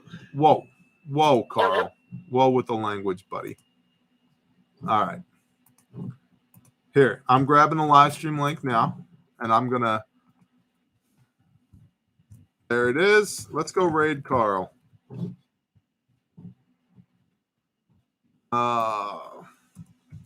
Bear raid inbound. There we go. And everybody go do a room raid at Carl's. I like it when we do this. It's fun. It is pretty fun. It's fun. Is there a cross on my scalp? I don't see a cross on my scalp. Cross on your scalp? Maybe the top of your head. Just your bald spot.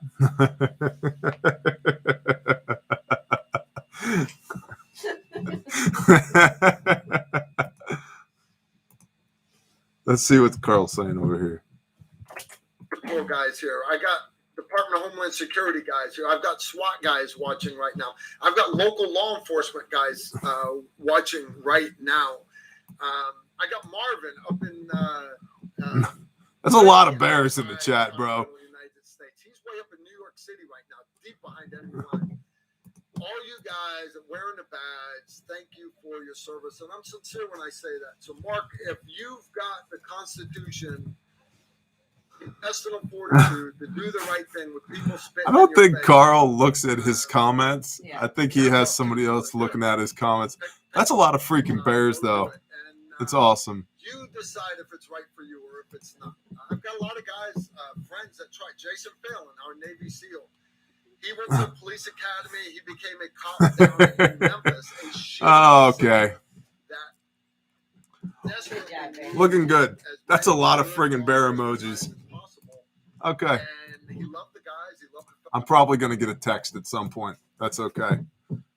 He's not even phased. I don't think he looks at. I think he's got somebody looking at comments for him. fellow officers, SWAT teams. You don't get paid overtime for it. So if it's the last 20 minutes of your shift, you're not getting paid. Bullshit. That's because lawyers and politicians are making their job too hard for them. Guys, that's still a bajillion bears over there. Right, It just keeps going. We got Kentucky Fried. Korean is here with her husband, 3.5 Bones. Does Randy Wurr still teach any sort of woodland survival courses? Yes. All right. Good room, Reid.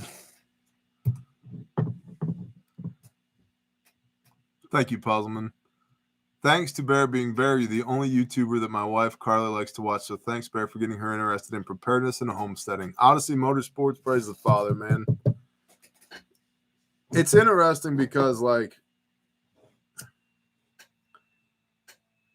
I don't like being thought of as like a personality, you know? Right. Like, I'm a real dude. Like, we do real things. We have, you know, real ambitions and real goals and real struggles. And, but real emotions, real challenges. But to the extent that my voice resonates with somebody versus somebody else's, that's always a curious and interesting thing to me, you know, because there's lots of people that say the same things, right? Like, you know, pick a fitness guru. Let me break it down for you. Pick a diet, stick to it, and PT your ass into the ground. That's how you lose weight. That's how you do it. Diet and exercise. That's it. That's it. It doesn't matter whether it's Richard Simmons or the P90X guy or Andy Frisella. Like, it doesn't matter. You just pick the one that you like. When you're like, I really like this dude with the perm and the USA shorts and the joggers. And, you know, hey, boys, we're going to sweat to the oldies today. Like, that's your guy. Go for it. Like, you know, if you like Andy Frisella, you like, you know, rough and tumble dude that says lots of 4-letter words and calls you on your bullshit. Okay, then that's your guy. And what do they all say? It's the same thing. You have to do PT. You have to exercise. That's it. It's the same thing. And so, you know, in preparedness, it's really the same concepts. Like, you need a bug out bag. You need to know where you're going. You need a bug out plan more than you need a bug out bag. You need people. You need to stack food. You need to go train. You need to learn commo. There's all these things that you need to do, right? And we can provide our own insights and our own experiences in these different facets of the things that we do call preparedness. And that's where the real value comes from. But the information is commoditized. It's just, how many times do you want me to say the same thing over and over again, right? And so to the extent that it's my voice that resonates with somebody versus somebody else, that's always kind of fascinated and humbled me. So I appreciate you and Hami's example in the way. It shows my wife that others walk the way I'm striving to. Brandon Sweeney, praise the Father. Thank you, brother. Well, and we're no experts at that either. Again, we just know, yeah, we make mistakes. We just know what to do because we know what not to do. So, shalom, Hans.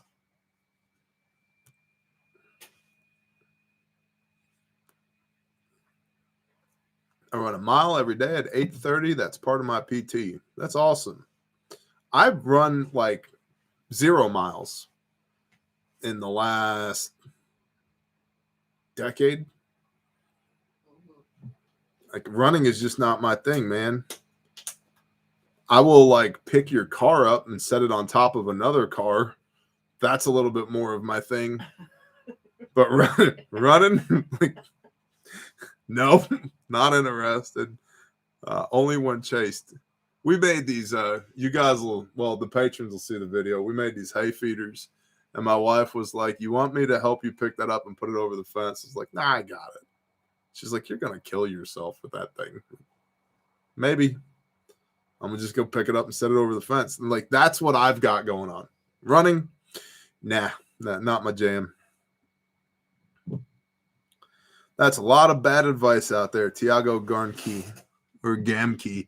Yeah, I agree. I mean, that's why those who have been here a while know that's why we started the channel, because there's a lot of bad advice out there. And that's why I'm short on patience to begin with. Patience might be a virtue, but it's not one of mine, man. And my wife is over here shaking her head in agreement. But it's why I have very little patience for the people that will shoot videos about what they think is going to happen, or 12 reasons you need to add this Bic lighter to your bug out bag. And it's like, cool. You ever gone and used that thing? Well, no, I read a blog post about it one time. It's like, dude, shut up. Like, just be quiet. And it frustrates me because I firmly believe that knowledge is not simply information, right? It's not just having the appropriate folds in your brain. You have to know how to do it with your hands. And you don't actually own a skill until you can perform it with your hands without thinking about it. When you don't have to think about how to do it, and you have what's the automaticity, the muscle memory of being able to do a thing, that's the beginning of understanding. Until you get to that point, you don't actually have a grasp on it at all. In fact, there's what do they call that? It's not cognitive dissonance, but brain fold, engage. I can see it. Where I can see the word, but I can't remember what it is. Where you think you know a thing, but you actually don't know a thing. And the more you think you know about it, the less you actually do. Gosh, one of y'all put it in the chat. Yep.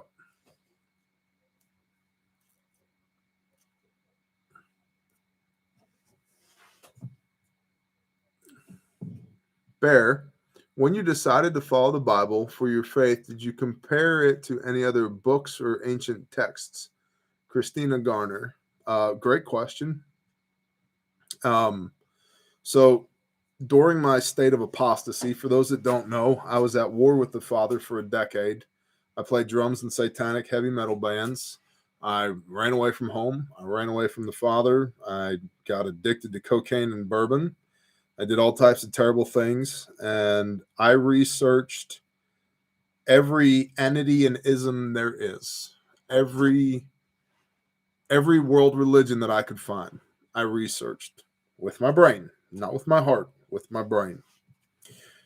The big three: Christianity, Judaism, Islam, and then Eastern traditions and Gnosticism and Norse paganism, and just all that stuff, all of it. And it turns out it's all a bunch of horse shit. And the Father moved in my life in ways that were undeniable, that led me back to him.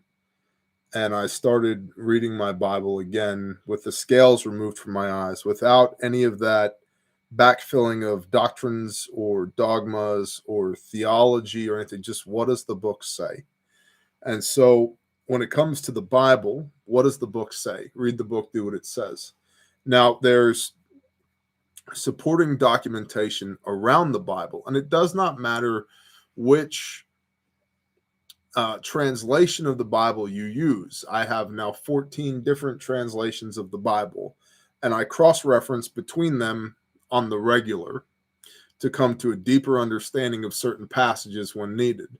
But then also there's anecdotal texts, non-canonical texts, supporting documents around some of those books. For example, especially when you're dealing in the Old Testament with the Tanakh, the Torah, Genesis, Exodus, Leviticus, Numbers, Deuteronomy, supporting documentation there would be the Dead Sea Scrolls, or the scrolls from Qumran aka the Apocrypha, Jubilees, Jasher, and First Enoch, all of which have a lot of validity to them.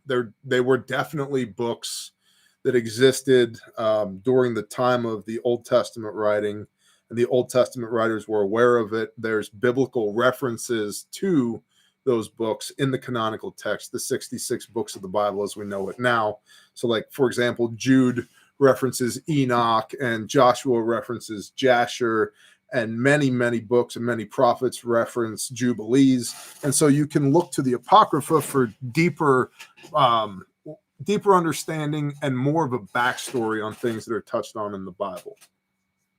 But I think it's really important to understand, at least for me, I didn't need any of that to come to the understanding that I have now of the Bible. I literally just started reading the Bible in Genesis 1, chapter 1. In the beginning, Elohim created the heavens and the earth. I just read from the first page to the last page. And what you realize is it is the greatest love story ever told with the Father and his people, you. And he literally made an entire world for you to exist in, so he could partner with you to rule it and to subdue it and to do the things in it. And people messed that up. And so he made a way for those people to come home again, aka the blood of his son, Yeshua. And it's just a beautiful story from beginning to end about the loving guidance and provision and protection and blessing of the Father for his people. That the Father works in spite of sin, not because of it, to continuously outstretch his hand to us and to intervene in our lives and to give us good gifts and to bless us and love us and take care of us. You could go the whole other direction. You could go very literal with it and say this is just, ancient Jewish traditions, which then became the root of Christianity, which were basic interpretations of the creation story and where did man come from and how did evil get into the world and what is the purpose of existence and what are good rules to live by, aka the Torah, and the redemptive qualities of man, which are embodied by God, which is where you get the Jesus story from, and yada. You could do all of that, and you might even be justified in doing that, but you miss the beauty of the story as well as the reality of the fact that you're not an accident, that a loving creator said, let it be, and it was, and that you cheapen your own existence and the Father's existence when you break it down into nothing more than a literature, a text to be studied analytically. It's much deeper than that. It's much more powerful than that. And that's the faith aspect of it, because faith is knowing something to be true in your heart, even if you can't explain it with your mind. And for me, I don't want to serve an Elohim. I don't want to serve a God that I can fully wrap my mind around, because if I can understand him, who's the God in this relationship? His ways are not our ways, right? So you're welcome, Christina.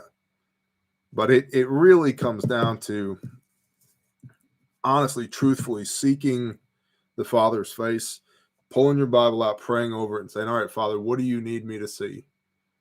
And he's going to show you, man. He's going to show you. So, Harry Reid has died? Hold on. Let me grab the shifter. Shift gears.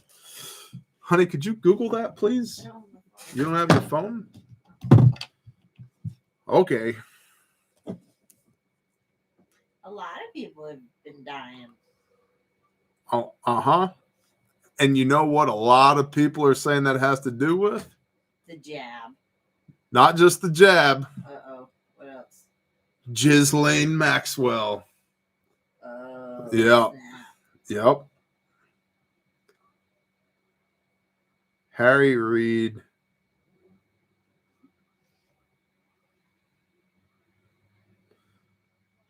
December 28th, 2021. Peace, homie. Harry Reid, former Senate Majority Leader and Democratic Kingmaker, dies at 82, 42 minutes ago from the Nevada Independent. Harry Reid, who rose from abject poverty in rural Nevada to become one of the most influential state and national leaders. How'd he do that, right? Because politics is a game.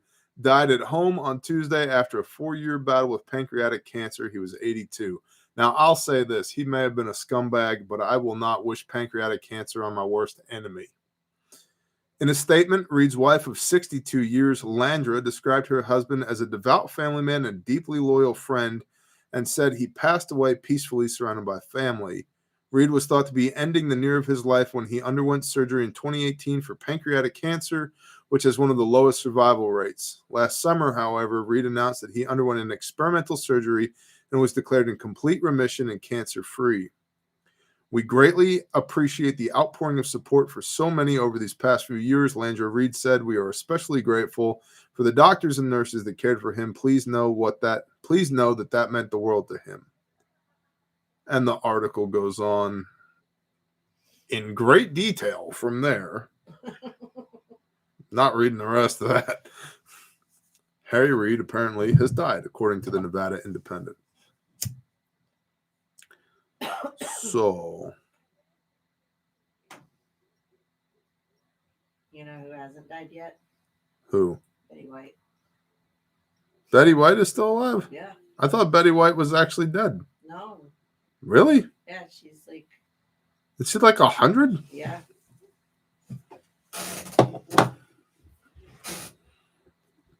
Is it too early to say that Ghislaine Maxwell didn't kill herself? No, it's not. It is not too early to say that. She most certainly did not kill herself. Chris Spivey, you back home? Yes, I'm on a down week, and I'm headed back out Friday morning back to Kentucky to relieve the crew that we have out in Kentucky, and I'll be back out there for another week, maybe 10 days-ish. Betty White is going to live forever. She is. Yep. I wonder if she ratted anyone out yet. Oh, I think maybe. Mark Chase. Yes, Ghislaine Maxwell didn't kill herself yet.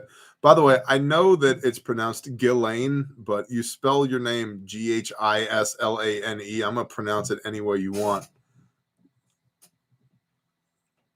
Betty White and Keith Richards, right? We should crossbreed Betty White with Keith Richards. Just make us superhuman. Whatever it was, it'd be ornery, you know? No, that's like one person I would love to meet. Is Betty White. Text Renee, have her set it up. Girls. I feel like she's enough of a D-list celebrity, and we have maybe enough pull at this point. We could probably make this happen. She's like super famous. Everybody loves Betty White. I mean, everybody loves Betty White, but she's not doing anything right now. So we could swing by for tea and not ruin her day at all. Like, Renee, if you're listening, we need a face-to-face with Betty White. Shot in the left arm. Go. Okay. You're bleeding. You're bleeding. Hurry up. You're dying. Hurry up. You're dying. Hurry up. You're dying. Who's dying? You're dying. I'm dying? Yep. All right. I'm dying. Hurry up. Hurry up. You're dying. You're almost done. No, I got 90 seconds. I know. Clock's ticking. Oh, man. You're spurting out all over the camera. I hate this tourniquet for selfies. Well, go ahead and put it in your pocket. Because it's to use on other people. Get it. Get it. And Get it. I can't get it. Get it. Can't do nothing, right? Yep. Don't be too worried. This is why we put cats in our kits. Bring me a cat, honey, I'm dying. Yeah. See, this is why we use the cat tourniquet. I could understand you if you didn't have a cigar in your mouth, probably. They could. This is why we use the cat tourniquet for self-care. in the bear fat. This is a soft tea, and it's great to use on other people. It sucks to use on yourself. I'm not going to be able to get it, I don't think. Either way, I'm definitely dying. You know what? There we go. Got it. All right, it's on now. But you might be dead. It wasn't 90 seconds, but it's not nearly as expedient as a cat. My cat is in my pants, which is upstairs. I'm wearing shorts, by the way. So, hey, but at least I had a tourniquet on me. 65 degrees. It is pretty, stellar out here. I've got a cat tourniquet over there. So, let me go get a cat. Just show you the difference briefly. In the bin thing? Right there. No, but I mean, that would be a new one. Hold on. Holding. You're wearing your thing. Oh, there. I was gonna say you're wearing your house shoes. You need to show them your house shoes. My bare feet? Yeah. Wearing my bare feet. Whatcha? Bear slippers. All right. Mama made those. Yep, my mom made those for me back in the day. So let's get a cat tourniquet here. This is a Gen 4 from Recon. I'll go ahead and get this staged appropriately.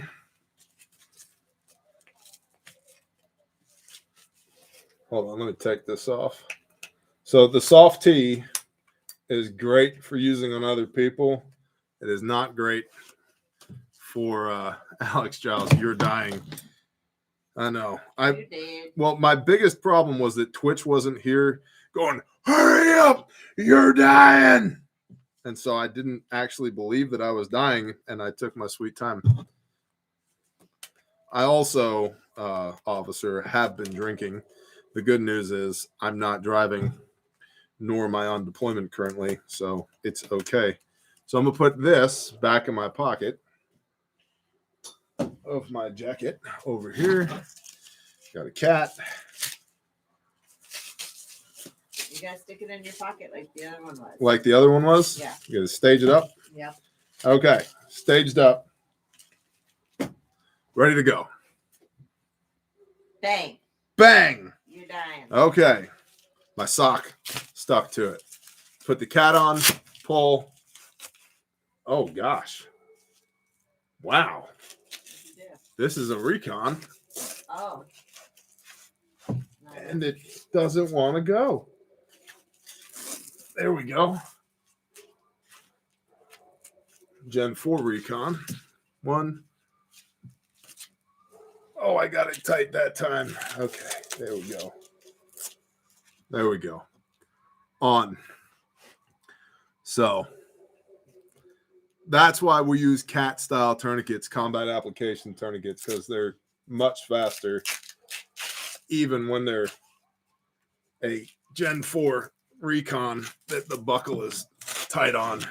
There we go. So I'm glad we played the hurry up, you're dying game. That was brilliant. Harshing my buzz, man. That is new, though. I've never had that happen before. That's the big dog. Hope you never need it. Me too.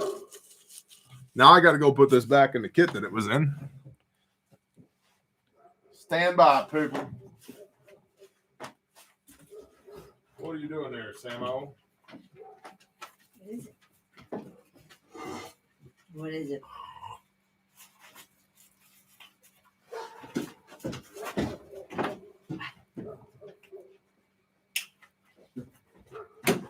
Go get it. Go kill, dog. Go kill. Well, now we just got to do an actual cat, don't we?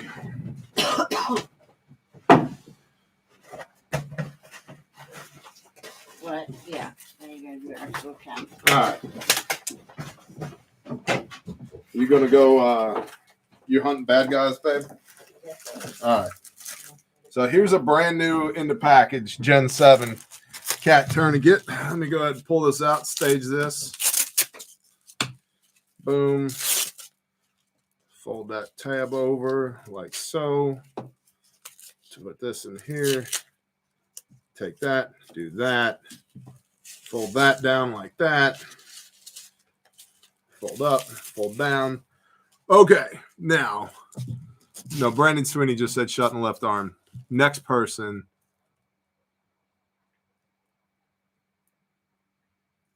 Next person is just shot in the left arm. Go. I'll go. Or right arm. I don't care. Whatever.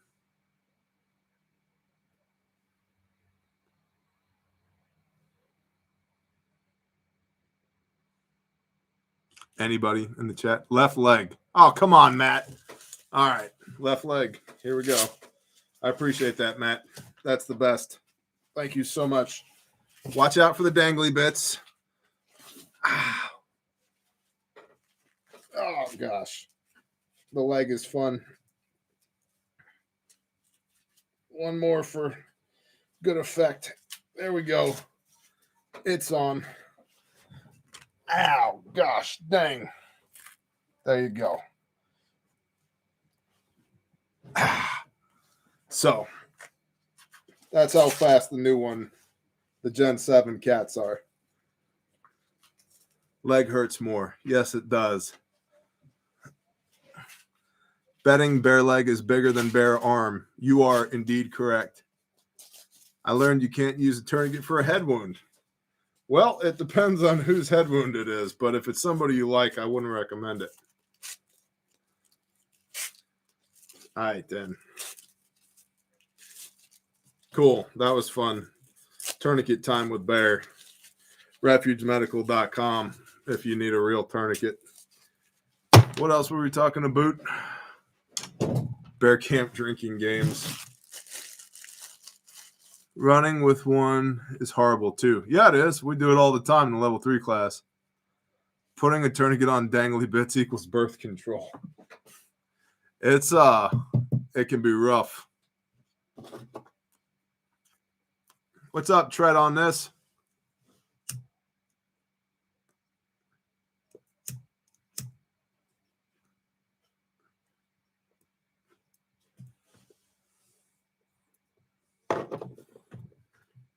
Matt Bays, bless you, brother. Thank you.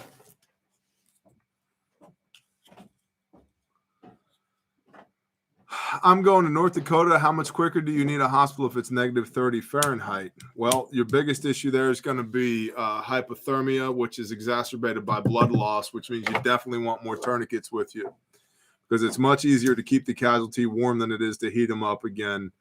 And the more blood you lose, the cooler the body gets. Also, for every 1 degree drop in body temperature, you double the halftime. Yep, you double the clotting time of the blood. And so Mylar blankets are your jam, and you want to have as little blood loss as possible.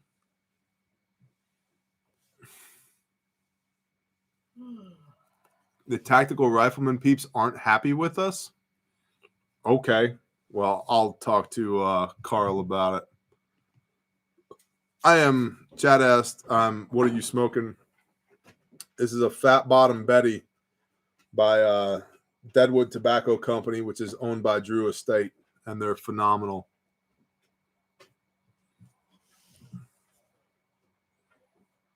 Let's see here.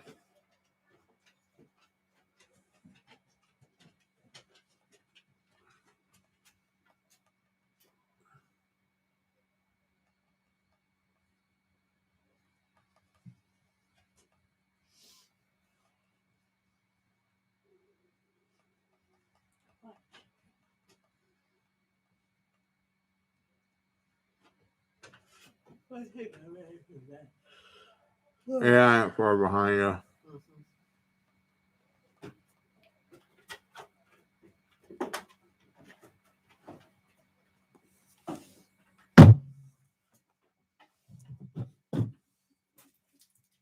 Chris Spivey, what you're doing in Kentucky is the work of a big hairy angel. Thank you. and your organization. You're awesome. Thank you, Chris. Well, we have awesome people. We have awesome people. It's not just one big hairy angel. There's a lot of us, and I'm blessed that I get to be a part of the lot of us that are out there doing that. You know, in the scriptures, the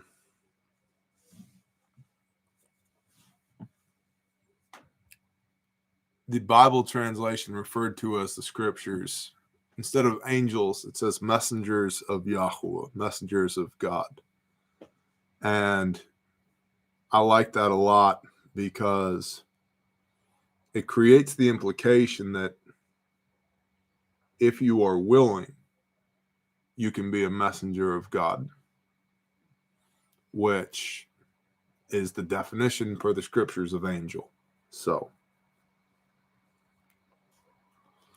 I looked at Refuge Medical Site and could not find replacement items. Are they available in need of some items? Yeah, individual components, homie. They're there. Just instead of clicking kits, just click components. They are there.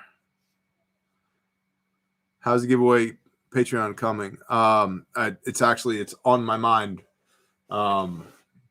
We've got 5 kits to give to somebody. So it's on my mind. I've just been otherwise preoccupied with Kentucky here lately. The scriptures you can find at isr-messianic.org, or you can get them at grindstoneministries.com at our cost. We don't make any money on them.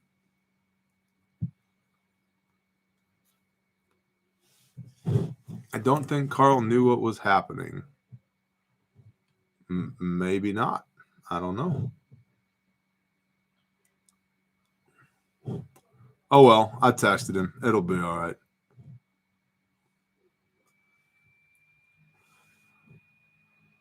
Last of the Golden Girls. 2 hours. All right, y'all.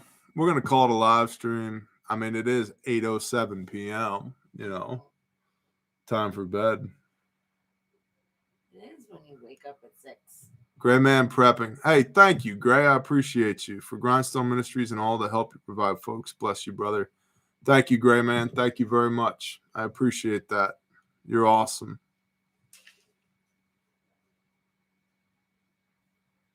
Doggo.